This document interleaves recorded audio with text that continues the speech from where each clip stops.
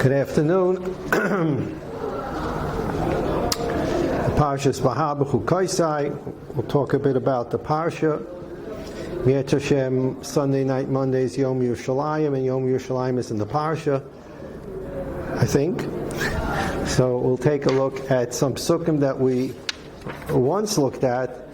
We looked at a pasuk, and now we'll take a look at the combination of psukim in Parshat Behar. Before we take a look at the psukim, we all understand that when the Rebbeinu Shalom gave Moshe the Torah, the Torah is netzach, it's eternal. It wasn't said for any given generation, it's eternal. What we would call, quote unquote, chas v'shalom, to use the word, what we call the stories. Avram, Yitzchak, and Yaakov, these are not just stories, they're eternal. Ma'aseh avasim and labanim. The mitzvahs are certainly eternal. The meaning of the mitzvahs and how to understand them in every generation takes on a special meaning. So when you learn a parsha, you're learning it's Torah's Moshe Sinai, and of course when we get into the halacha we say, well, how does that apply today?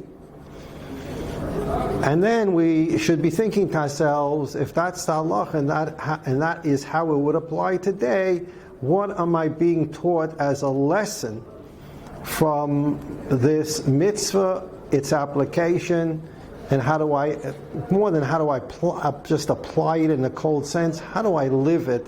What's the message? What's the message the mitzvah is giving me?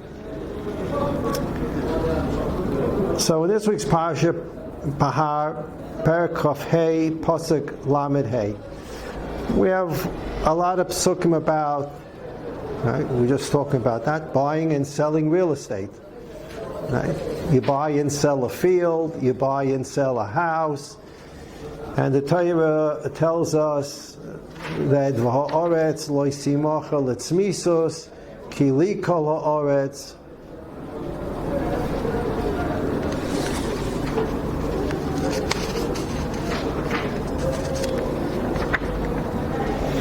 Perek Chaf Hey, Pasuk Chaf Gimel, Va'oretz lo yisimacha letzmisos. You can't sell the land forever. Ki li ha'oretz, it's mine. He gave us a shavim atem imadi. There's a special ki li ha'oretz here. There's no prohibition as far as halach is concerned. There's no prohibition to sell a house in Muncie outright, even though Muncie also is li ha'oretz. Muncie is not a place that God didn't create. He created it as the same way He created the rest of the earth.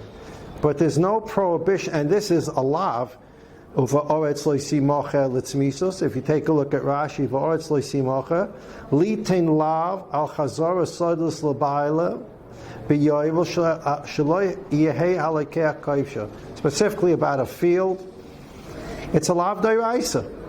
If a person sells a field in Eretz Yisrael outright, with the several exceptions later in Behar and Bechukotai, but if you sell a field simply outright, it's yours forever. You over lav d'oraisa. And then you have the question about whether the sale is even effective. Because if the Torah said you can't do it, kol mada of it's a machlekes nigamar in Tamura. If the Torah says you can't do something and you do it, is it a valid sale? So there's a special ki li ha'oretz.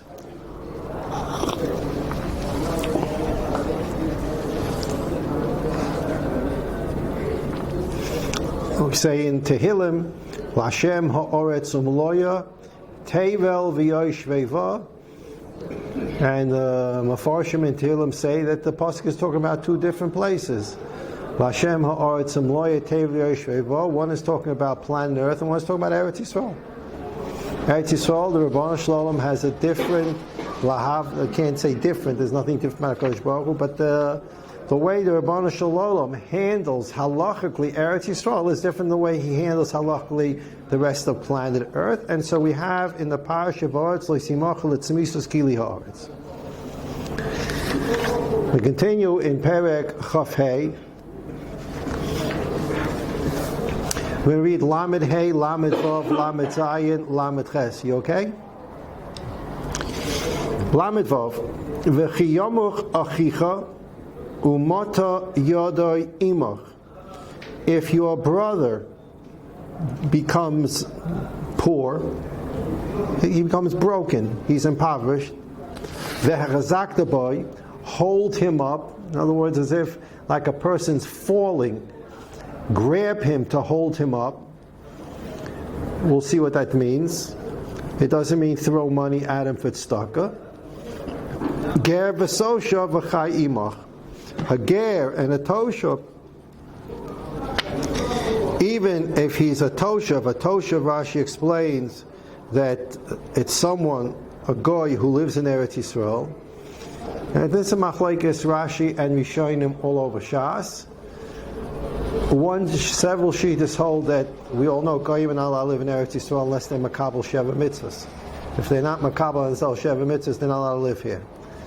The other shita, which is Rashi here and in other places, the goy has to be makabel on himself shloi lavod avodas alilim. He's not going to worship avodah zarah. One of the seven. You cannot worship avodah zarah and live in Eretz Yisrael. That is a tanai to live in Eretz Yisrael. And kshiadenu takifa, when we are truly empowered and are the enforcers of the law in Eretz Yisrael, Eretz Yisrael is not a free-for-all. It's hard to imagine such a thing, since given the times we live in. Eretz Yisrael is not a free-for-all. And in order to live here, for a guy to live here, he has to either accept the Sheva Mitzvahs B'nei Noach, or he has to be makabel, not be oived avodah zarah. Bear in mind, sheyadenu takifa leinu, if you find a guy that's oived avodah zarah, you execute him. Or if you hold like the other Rishonim, that a toshav is someone who's makabel Sheva Mitzvahs, you would execute a guy for violating any of the Sheva Mitzvahs B'nei Noach. So if you find a guy eating Eva Menachai, you would execute him. Whatever the shita is, the Torah says, Ad Kedei Kach, if your brother becomes impoverished, hold him up. And also a ger and this tosha v'chai imach, they should live with you. So we are perfectly willing as Yidden to help Goyim have a prosperous life in Eretz Yisrael. If they need help, we're willing to help them, as long as they are prepared to live under a certain set of rules. Al tikach me'itoi neshech v'sarbis v'yareisem elokecha v'chei achichimah. Do not take from him ribbis. We're not going to go into the laws of ribbis. Of course, you can spend a couple of years on the laws of ribbis. You can't collect interest from achicha. And you are to fear God, and your brother shall live with you. Then we get another prohibition. Es kasbecha loisitin loy beneshech uvamarbes loisitin achlecha. There's an isser ribbis on money. You give someone $10 and you ask him to pay you back 11. Or someone says, can I have a can of corn? He says, sure, I have a spare one, but on the condition you're going to give me back 2 cans of corn. Okay, Isser Ribbis.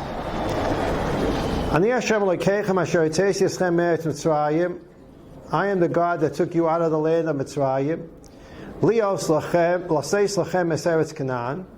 And I took you out of Mitzrayim to give you Eretz Canaan, Lios lachem lalokim, so that I can be your God. I took you out of Mitzrayim in order to bring you to Eretz Yisrael, so that I can be your God. So this is a Rashi we've read several times over the years. What does it mean? I took you out of Eretz Mitzrayim to bring you to Eretz Canaan, so that I can be your God. Rashi, Lios lachem lalokim. Shekol ador be'eretz Yisrael ani lo lalakim. Anyone who lives in Eretz Yisrael, I can be their God. V'chol hayotzim imena. And if someone leaves Eretz Yisrael, ka'oived avodas alilim. It's as if he's oived avodah zarah. So Rashi had a selection of different medrashim and different chazals to pick including the Gemara in Ksubis, Kuf Yud Aleph, Kuf Yud Amid Beis, Kuf Yud Aleph, Kol Hadar Be'eretz Yisrael Doma Kamish Yesh Elokah, V'Kol Hadar B'chutz La'aretz Doma Kamish Ein Elokah. That Gemara says if you live in Eretz Yisrael, it's as if you have a God. If you live in Chutz La'aretz, it's as if you don't have a God. Rashi didn't quote that Gemara. Rashi quoted a much more extreme Chazal. Kol Hadar Be'eretz Yisrael Ani Lo Elokim. Okay, if you live in Eretz Yisrael, I will be your God. Rashi doesn't use the flip, which would be, and if you don't live in Eretz Yisrael, Rashi says the more extreme Chazal, V'chol hayoytze mimena, someone that leaves Eretz Yisrael, ka'ovid avodah salila. It's if he's worshipping avodah zarah.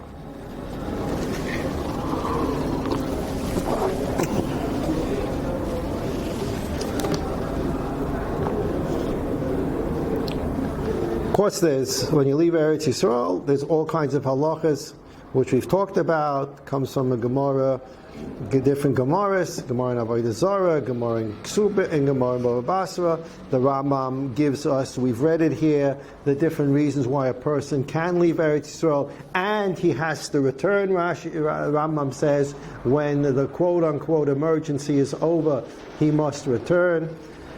Coming to Shavuos, going to Machloin, Chilyoin, the Gemara in Bava Basra and Tzadik Aleph says,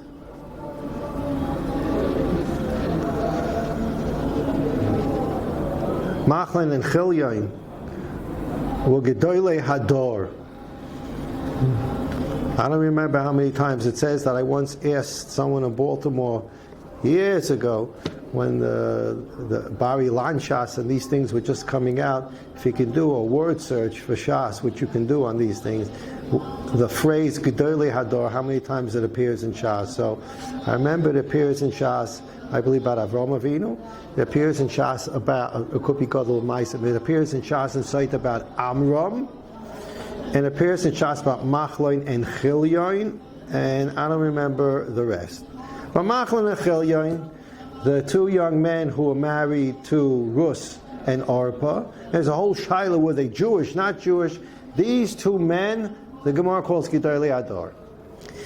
And the Rebbeinu Shalom killed them. They died. Why? Of course I know why they died. They married shiksas.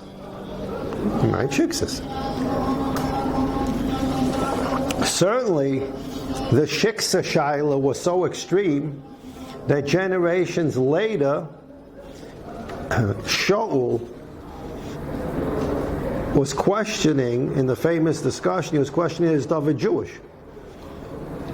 Because he comes from Rus. So generations, 4 or 5 generations later, they're studying the question, is David even Jewish? Because even if even if Rus converted, the conversion may not be good. So other hair. But when she got married, either she was a shiksa, or she was Megayah and the Gerus is no good, until they finally dash in the pasuk. But there's a real yichus problem here. So Gemara in Bava Basra Daf Tzadik Aleph says, Machlin Chilin HaKadosh Baruch Hu killed them. Why? Because they left Eretz Yisrael. Basra Tzadik Aleph. So Gemara asks, they left Eretz Yisrael. It says, Vayhi b'mei shavayit hashayiftim vayhi rov ba'aretz. And when there's a famine in Eretz Yisrael, and the Gemara in Bava Basra there tells you what a famine means, what the rate of inflation has to be in order to be able to leave Eretz Yisrael. The Gemara makes a whole cheshbon. A person can't just say the fruits got more expensive, I'm leaving. There's a whole cheshbon the Gemara makes what inflation means, or loss of currency value. So they were allowed to leave. So why did HaKadosh Baruch Hu kill them? It wasn't Midas Chasidus. They had a heter to leave, but it wasn't a Midas Chasidus to leave, and that's what the Rambam talks about in Hilchos Malachim. So Rashi here selected the more extreme view, that if someone lives in Eretz Yisrael, it's domeh, as if he has a God. And if someone leaves Eretz Yisrael, quote unquote, without the proper halachic basis, it's as if you're being Oved Avodah Zarah. Now the Ramban gives this a little more teeth in Parshat Achrei Mos, the famous Ramban that we talked about each year. We talked about this year, the Ramban about the mitzvahs were meant to be performed in Eretz Yisrael, not in Chutz La'aretz, Hatziv V'Lach Tziyonim. The Ramban there and in other places gives an explanation. He says when a Yid's in Eretz Yisrael and he davens, there are 70 nations in the world, and there are 70 angelic figures in heaven that represent each of the nations of the world. And they are sort of the praklitim, they are the lawyers for each nation in heaven. Can you please send some more sanity to America? Or whatever they have to be mispalel for in Shemayim.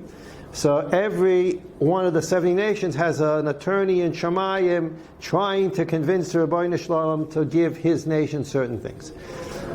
We are the 71st nation. We have no angel in heaven representing us, and that's because we do not need representation. We speak directly to the judge, to the Elokim, to the judge. We speak directly to Rebbeinu Shalom. Therefore, the Ramban says, we would think that this is totally in who you are. A Yid is speaking directly to God. A Goy does not. A Goy has to go through his angelic representative. The Ramban says it's not true. It's only when you're in Eretz Yisrael, Ramban and Mekubalim later talk about the fact that when you're in Eretz Yisrael, your tefillah goes directly to Rebbeinu Shalom. When you're Chutz La'aretz, the tefillah goes through that sheged, I can't say sheged, that malach that represents the shegeds in Chutz La'aretz. He, whatever's going on in his country, he's the one that's in charge of bringing it to the Rebbeinu Shalom. So, if you daven in Chutz La'aretz, what you're doing is you're writing a letter to HaKadosh Baruch Hu, and the postman, the delivery man, is going to be the angel of some nation who's going to bring it to the Rebbeinu Shalom. Whereas if you're davening in Eretz Yisrael, the tefillah goes directly to the Rebbeinu Shalom. Therefore, the Ramban says you have to understand that when you go to Chutz La'aretz, you're already putting yourself under the domination, intermediate domination of a malach. Whereas if you were in Eretz Yisrael, you will be under direct dominion of HaKadosh Baruch Hu, and switching direct dominion under HaKadosh Baruch Hu through a malach of Chutz La'aretz is already of a form of Avodah Zarah. You have made the choice, where you don't have the halachic reasons to do it, you've made the choice that an intermediary, quote unquote, bad word, but intermediary of this malach is okay. I can send the letter through the malach. Okay.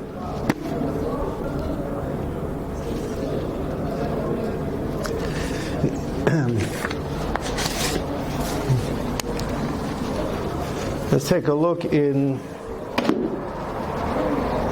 Kapitel Tehillim. We'll start off the Kavod Yom Yerushalayim, and we'll see how a pasuk in the Kavod Yerushalayim Kapitel Tilm that David wrote is a medrash in this week's Parsha on these psukim we just read. Kapitel Kuf Chaf Beis, Shir Hamalois LeDavid. Parenthetically, we're always saying Shir Hamalos. Shir Hamalos Mimamakim, Shir Hamalos Esa Einai. We've talked about this many times. We all know the Gemara, but we're not always thinking about it when we say Shir Hamalos Mimamakim Krasicha Hashem. We have to remember that these 15 Shir Hamalos were written by David at a moment of time where he was trying to save the world. The world was about to be drowned. Yes, David HaMelech, the Gemara in Sukkah and Daf Nun Gimel says that David HaMelech was Korah Shitin. He was digging down to get to that pipe. However, he learned Shitin. Apparently a machlekes in the Gemara whether David dug the Shitin or HaKadosh Baruch Hu created the Shitin, but in Sheis Mei Bereishis,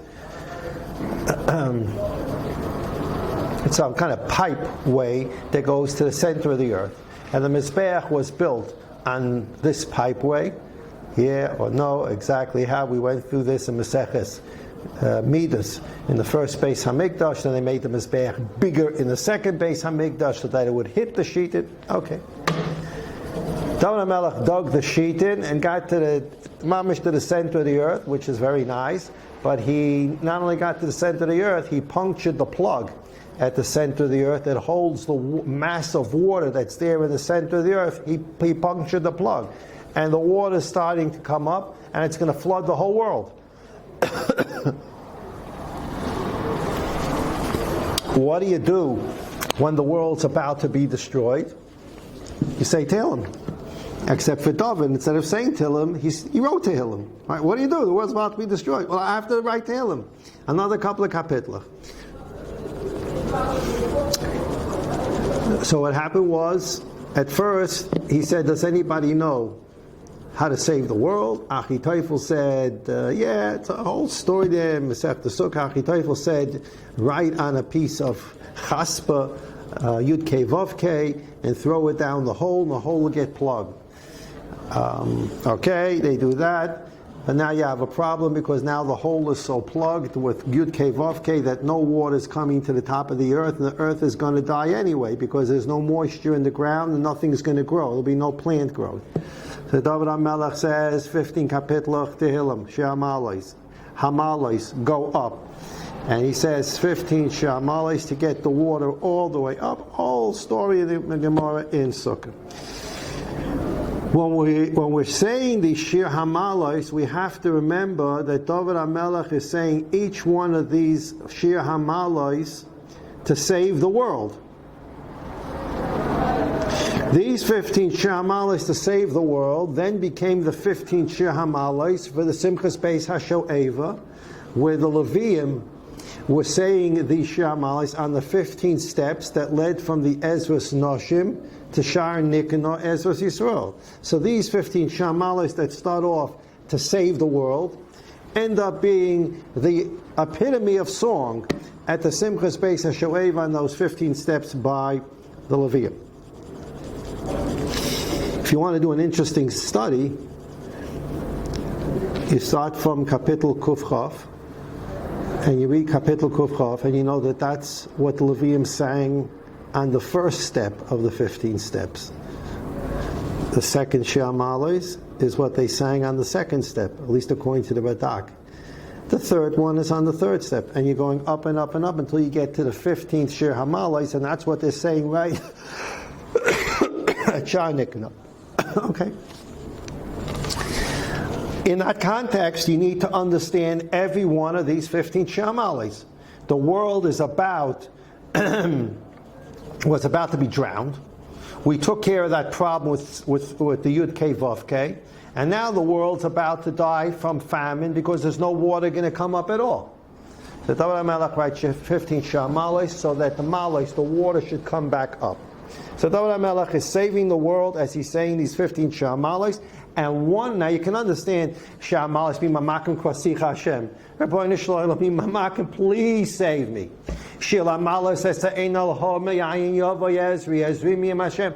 You understand? He's saying these Kapitlach Tehillim because he needs to save a world. And amongst these 15 are Shir Hamalais LeDavid Samachti B'Omli Beis Hashem Neilech. Doesn't sound like David HaMelech is shouting out from any tzaras. It sounds like he's in a very good mood. Samachti B'Omli Beis Hashem Neilech. So Chazal tell us here that this is a very interesting simcha by David HaMelech, and it tells us the greatness of our David HaMelech. David HaMelech was already told that he can't build a Beis HaMikdash. He can do some preparatory work, but Shlomo is going to build a Beis HaMikdash.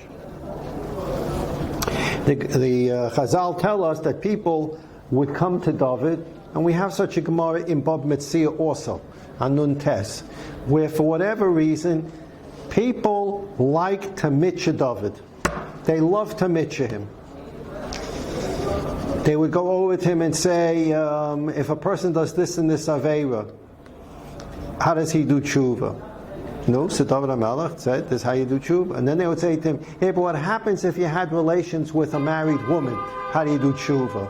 Obviously a reference to him, to the story of Bathsheba. At some point, David HaMelech said, Rebbeinu Shalom, Golu v'yadua, that Parshat Ila hayadam mishoises, my blood is being ripped out of my body. They mention him ice, the Yaron. One of the things they also did later in his life, when they knew that he couldn't build the Beis Hamikdash and Shlomo was going to build the Beis Hamikdash, they would go over to him and say, "No, what are the plans? How are the plans coming for the Beis Hamikdash?" No. And they knew it couldn't go any further until he died. So, and then the Medrash says that people actually came over to him and said, "You're already old. Maybe it's time to die so we can have a Beis Hamikdash." The Mamash said that to him. So in response to those people, he said this kapitel, he said these words. Now how does that fit in with the story in Sukkah? I'm not sure. But this was a response. I was very happy when people came to me and said, we want to go to Beis HaMikdash. It made me happy. Good. If I need to die so that Yidden can go to the Beis HaMikdash, good. I'm happy. Yidden want to go to the Beis HaMikdash. Samachti Barmli Beis Hashem Nelech. Ein das Yiragleinu Bisharach Yerushalayim. Immobile stood our feet within your gates, Yerushalayim. Yerushalayim habnuya ki'ir shechuba lo yachdav. For the built-up Jerusalem is like a city that is united together. Shesham ol shvatim shiftei ka edus liyisrael lahoidul shem Hashem, because that's where the shvatim were oil regel. Kisham Yashru Kisleis LaMishpat Kisleis LaBeis David. There the thrones of judgment, the thrones of the house of David were set. Shalu Shalom Yerushalayim Yishlayu Ahavaya. Radak learns that this pasuk is talking about people that live in Chutz La'aretz, people in Golus. They should be always asking about the welfare of Yerushalayim. It should always be in Meshachech Yerushalayim Tishkach Yemini Tidbak L'Shalayim L'Chikim Lo'es Kvechi Im Lo Ales Yerushalayim Alosh Simchasi Shalu Shalom Yerushalayim. You should be always asking about for the welfare of Jerusalem. Yishloy Avayach, may there be peace within, and may you be serene. Yishalom B'Chelech Shalva B'Maraysayach. That there should be peace within your walls, serenity in your palaces. Laman achai v're'oi adaban shalom bach. For the sake of my brethren and my comrades, I will speak of peace in your midst. Laman beis Hashem Elokeinu v'akshatov lach. For the sake of the house of Hashem our God, I'll request good for you. It says Laman achai v're'oi. For the sake of my brethren and my comrades. So here we have a very interesting medrash right opposite the kapitel Tilim in the handout. It comes from the Yalkut Shimoni in this week's Parsha. And the Yalkut Shimoni puts two things together. First of all, the Parsha talks, the Parsha Behar talks about the laws of Shvius. And it warns us that if we're not showing Shvius, that we'll be exiled from the land. Okay. And this is the subject of this Yalkut Shimoni. And then the Yalkut Shimoni is going to tie this into the psukim that we read about don't let your comrade fall. If he's becoming impoverished, help him.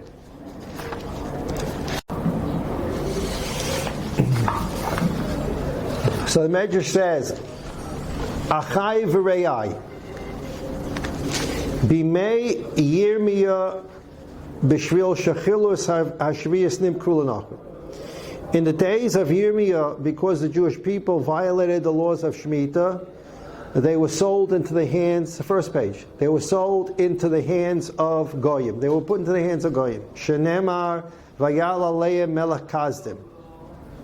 Amar HaKadosh Baruch Hu l'Moshe, while the Jews are being exiled by Nebuchadnezzar, HaKadosh Baruch Hu says to Moshe, Moshe Rabbeinu, take a look. You warn them in the Torah that if they violate Shavuos, they are going to go into exile. This is what happened. Take a look. Amalafonim. So Moshe Rabbeinu answers, Rabbeinu Shalaylam. One second, Rabbeinu Shalaylam. Lakacha Marta. Didn't you also write in the Torah, the psukim we just read, V'chiyamuch achicha, if your brother becomes impoverished, V'chiyamuch, he's falling down. Kayim ma shekarasa osam achai v'rei. There are different places where the Jewish people are called. There are 7 names HaKadosh Baruch Hu called the Jewish people. He called them achai, rei, all different kinds of names, ahuvi. So Moshe Rabbeinu is now reinterpreting the pasuk. Ki yamuch achicha, Rabbeinu Shalaylam. If your beloved, your brother, is falling apart, v'hechazakta boy, be mechazakim. Kshetomut yod lefnei Nebuchadnezzar kaviyachol shchinimon. When they are falling apart to Nebuchadnezzar and going into exile, you have to give them a helping hand. Kaviyachol shchinimon. You can't just send them into exile without you going with them. The Shekhinah has to go with them into exile so that they'll have some chizik in exile. Shenema lamanchem shulachti bavela. Pasuk in Yeshaya, it says that for the sake of the Jewish people, God went to Bavel. V'hechazakta bo, back to our pasuk in Vayikra. Be mechazik the Jewish people. Tfoisi moyim bedin shelo yavedu. Hold on to them so they shouldn't chas v'sholem be lost. Now Moshe Rabbeinu is painting us here a very interesting pasuk. He's saying the Jews are going into Golus because the Aveira of Chil Shviyas. And Moshe Rabbeinu says to Rabbeinu Shalom, yes, it's true, but in the same parsha you said, V'chiyomach achicho, mata yoda imach v'chazakta boy.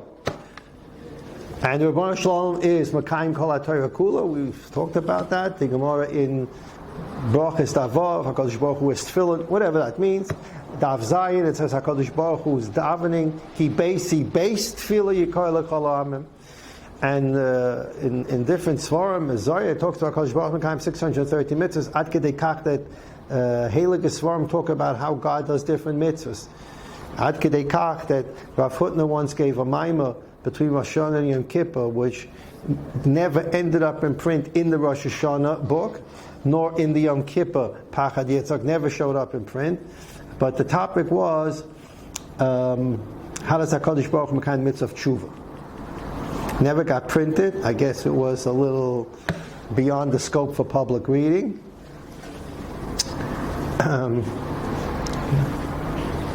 Rav Hutner pointed out at the end of Parshas Bereshis, for example, the Rebbeinu Shalom saying, "Nichamti kasisi sa'adam," without going into pshat lach. The pshat is, I regret creating man.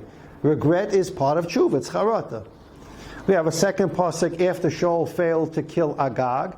It says, "Nichamti kim lachti Shaul." I regret making Shaul melech. Now that sounds like human being talking, chas v'shalom. That's why these psukim have to have a real deep shot. But the fact of the matter is, b'loshin b'nei adam, we have 2 psukim that talk about the Rebbeinu Shalom regretting something. There's a Gemara in Sukkah.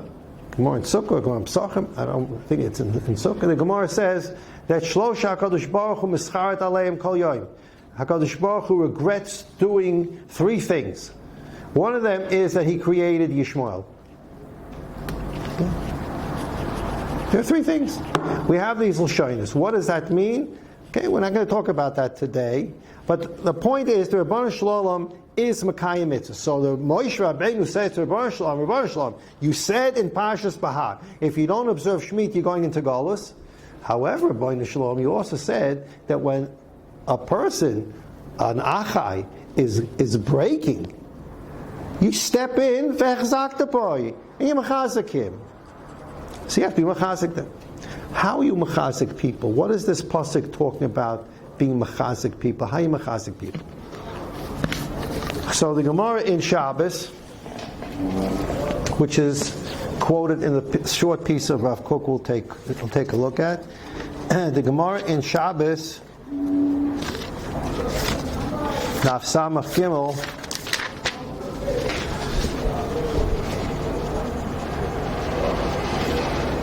says as follows: Amar Rab Shimon ben Lakish, Godel hamal v'yoysim in ha'oiset staka. V'echzakta boy. Be machazik the person when he's becoming impoverished. It's a greater mitzvah to give a person a loan than to just give him an outright lollipop. So Rashi says, Lefi she'ein ha'oni bush b'dover. When you just give him an outright matana, the oni is embarrassed. When you can frame it as a loan, even if you know you're never going to collect it, you have no intention of collecting it as a loan, the oni feels better. Now today it's a ganze different ma'aser, because today psychologically we're dysfunctional. We talked about at the beginning of Das Tavunas. The Rosh Hashanah created human beings with a normal psychology of I don't want to be a taker.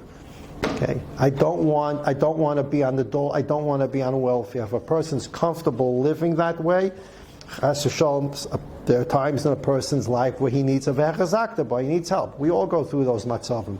But a person that lives with the idea that everybody is going to take care of me, it's not just it's an abnormal psychology. So Rashi says that if a person comes to you and says, I'm falling apart, I can't pay my electric bill, can you help me? So you can either say, here's the 1,000 shekel to pay your bill, or you can say, listen, I'll write a star, you owe me 1,000 shekel, I'm paying the bill. And I'm not even putting a date in when you have to pay back, but it's a loan. So in today's psychology, the person who came over to you really wants you to just give him 1,000 shekel. He's not interested in writing a star. Now, if you ask him to write a star, he gets nervous and he's not happy. In the olden days, this was the best way to do things, because if you outright gave him money, Rashi says, it was a boish bedover, it was embarrassing. When you said, you know what, here's the 1,000 shekel, and it's a halva, the person who needed it felt better. Okay. And then Reish Lakish says, umatil bekis yoyse mikulam. And if you give a person money, and you say, you need 1,000 shekel, you're short money, I'll give you 1,000 shekel. Okay. What I want you to do is, when you get the money together, in our case, I want you to start a business, a little business, sell popcorn, sell whatever you want. And we're 50-50 partners. I don't want the 1,000 shekel back. I want to be 50% partners with you in a business. Oh, now you're creating a situation where the person is going to be standing on his own 2 feet. That's the biggest mitzvah Reish Lakish says. That's hechazakta boy. Yomuch, he's about to collapse. Hechazakta, you're going to put him back on his feet. Okay. So if you can create a situation where a person is able to start a business and you're going to tell him, I'm not giving you money to start a business. We're going to be partners here. So now it's a serious thing. And the person is going to start a business, and he's going to become self-sufficient. No bigger mitzvah than that in terms of Gemilas Chesed. What does that mean? That means that the biggest mitzvah of Echazakta boy is giving a person an opportunity to get up and do things on his own. That's the biggest mitzvah. Not to throw him ready-made apples or ready-made lollipops. It's to give him the ingredients for him to make the lollipop. It's not to give him apples, it's to give him an apple tree for him to take care of and sell the apples. It's to give him a start from which he's going to have the opportunity to do his own thing and look at it as his ma'aseh yadayim. It's the biggest chesed you can do.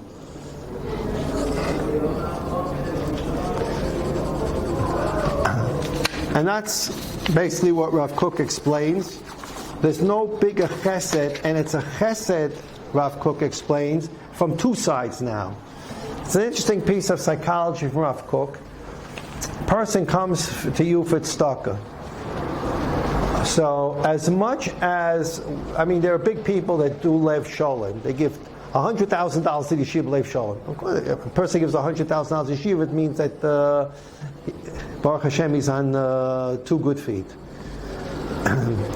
But the fact of the matter is, unless he's holding on a very high level, he understands that he withdrew $100,000 from his bank account. His bank account now has $100,000 less in it. Yeah, Asher Bishvil Shetis Asher. He believes that he's going to get all of it back from the Rebbeinu Shalom, Beseder. But this Gevir, when he looks at his bank account for a couple of days, $100,000 short. And Rav Kook says, here Mashiach, something is going to bother him inside when he sees that bank statement. He's happy to the mitzvah, but something is going to bother him that he's a chosser $100,000. Mitzad that, it's already not a complete chesed. When, on the other hand, you make a loan to someone and you stand to profit from the business he's going to make, that's mamish leif sholing. Because now the $100,000 you gave him is going to produce, it's an investment. People always take out money for investments. He has no problem except the usual problem. You invest in the stock market, you may lose your money. But it's a hashkah, it's an investment. And therefore there's not this second thought about, oh, look at the bank statement, it's short. It's not short, you made an investment. So Rav Kook says, whereas Rashi learns, the chesed here is, because the makabel's not embarrassed, there's also a second side to a halva. The noisen can give it more beleif sholim. And therefore between the noisen and the makabel it's a real chesed, because the noisen can do it beleif sholim. Now if you read the psukim, the way the Medrash just explained it to us, we have a whole new beautiful understanding of these psukim.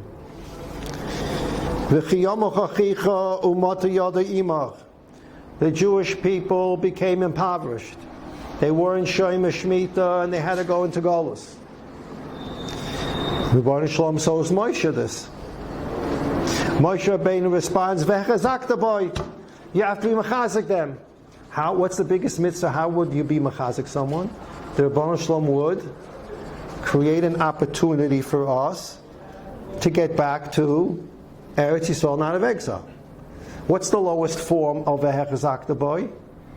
To give someone a ready-made lollipop, right? I'm waiting until the man on the white donkey comes. It's all going to come from God. It's a one-sided thing here. Yeah? That's not the mitzvah the pasuk's talking about.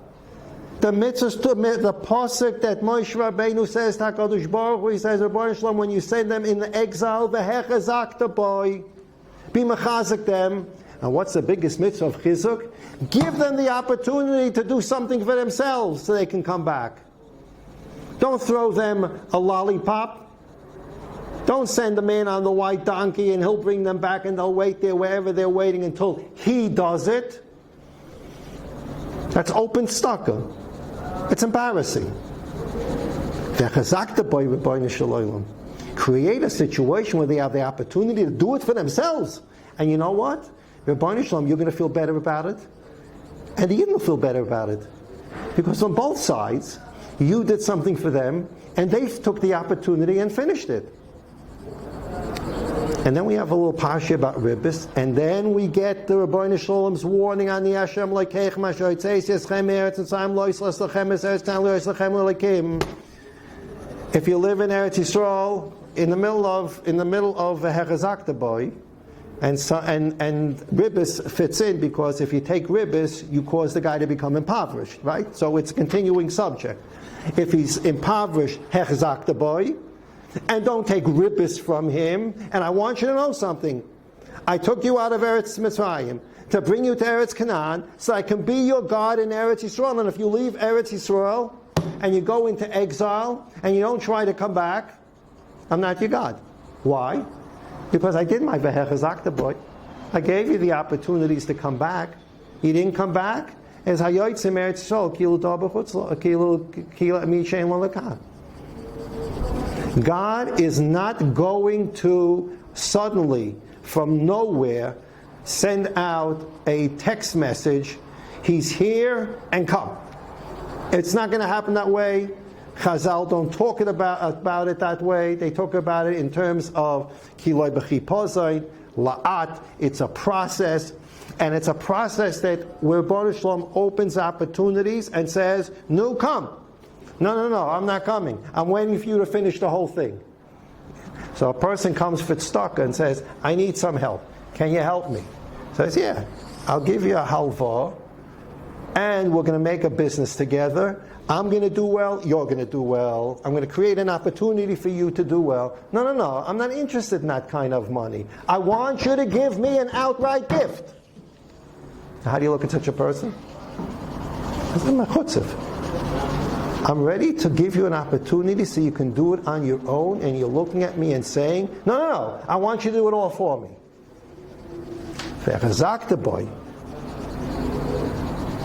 You give the person the opportunity to stand on his own two legs. And that was Moshe Rabbeinu's time according to the Medrash. Give him the opportunity to come back. In Chashom, they don't take that opportunity. The end of the Parsha is if you leave Eretz Yisrael and you don't come back, Baruch Hashem, we got so many opportunities. There was an opportunity created in 1948. In 1967, Nisim, Gluyim, Shen Kamoy. If people don't read about it, they can't get the true sense of what 1967 was. Your mamish can't understand what 1967 was. We had the Rosh Shalom open gates. He created opportunities. I say this to people, all these Mishigoyim. I say Mishigoyim, they're Mishigoyim. I say, you're anti-Medina, you're anti-this. You don't want to say tefillah for the Chayalim. You get a call from Uncle Billy in Chutz La'aretz, and he says, Aunt Celia is very sick in the hospital. Can you go between Storm to the Kaisel and say Tehillim with a group of boys? Can you do me a favor, say Tehillim at the Kaisel? How do you have a Kaisel say Tehillim at? How did that call just come in from America? Because Jewish soldiers died in 1967 so that you would have a kaisel to daven at. I don't want to know about the history of this thing. I just know I have a kaisel. It was given to me. Magili. It's here, it's mine. Somebody shed blood, and the Rebbeinu Shalom created an opportunity. They take advantage of the opportunity and build something with what happened. I don't want to think about it. I just want outright gifts. I don't want to think about what I need to do to take the next step. So Yom Yerushalayim is a day where Mamish, gates of Shemayim opened up. Mamish, a tremendous eitzrots and the Nisim Geluyim that occurred. I remember as a young boy in yeshiva, we were literally Yeshiva Eastern Parkway from the beginning of the war, probably 4 days into the war, I think, 3 or 4 days into the war. Every day we came to yeshiva, I was in 5th grade. The whole yeshiva went into the base medrash, so we did the whole day until secular studies at Tillim. The whole day. The newspaper headlines, if you remember, the Egyptians are already coming up. They're in the Sinai, and they're past the Sinai. And the Syrians are already coming down, and the Jordanians are already in Meah Sha'arim. And the newspaper clips were just unbelievable. Until suddenly, like the 4th day of the war, the New York Times headline read that there's no Arab Air Force left in the Middle East. It's Mamish Nisan, please. We celebrate the day, and the way we celebrate it is to thank Hashem for the opportunity and to work and build on that opportunity. Everybody have a wonderful Shabbos and a wonderful Yom Yerushalayim.